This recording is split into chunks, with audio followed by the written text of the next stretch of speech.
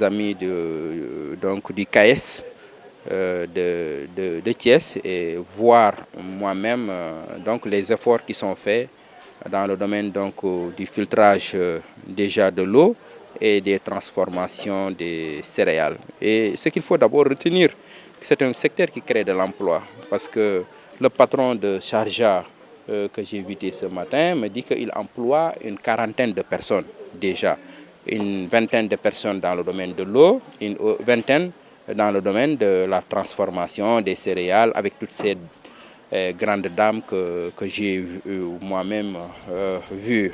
Donc c'est un secteur donc, qui crée de l'emploi et mes amis là du CAES me disent que le secteur, de manière générale, emploie ici à Thiès plus de 5000 personnes.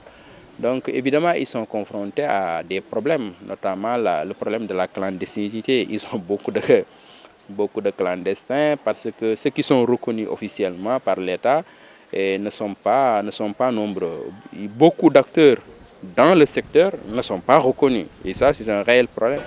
Et l'État a intérêt, je pense bien, et l'État même pas intérêt, l'État doit organiser le secteur, doit sécuriser le secteur. L'État doit encadrer les acteurs aujourd'hui qui sont dans le secteur et ils sont très ouverts. Et ce que j'ai vu, je pense que ça peut créer beaucoup d'emplois. Et c'est ça. Maintenant, je pense qu'ils ont besoin d'être encadrés, ils ont besoin d'être financés, peut-être de recevoir des financements.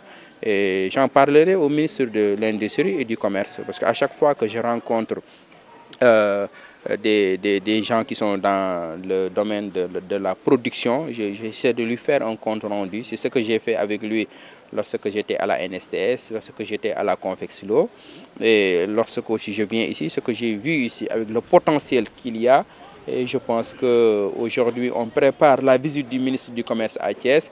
Et en tout cas, on fera de notre mieux pour les impliquer dans la visite du ministre et pour qu'ils puissent échanger directement avec le ministre, expliquer leurs projets, expliquer leurs préoccupations pour que le ministre puisse lui-même. En tout cas, lorsque vous faites la visite, lorsque vous visitez les entreprises sur le terrain, vous voyez le potentiel. Il y a beaucoup de Thiessois aujourd'hui qui achètent l'eau, mais ils ignorent tout ce qui est derrière, tout l'environnement. Moi, personnellement, c'est la première fois que je viens donc m'immiscer comme ça de l'intérieur donc d'une petite moyenne entreprise comme ça, de l'intérieur, voir comment ils travaillent et me rendre compte que ici, à Sharjah simplement, ici, il y a une quarantaine de personnes.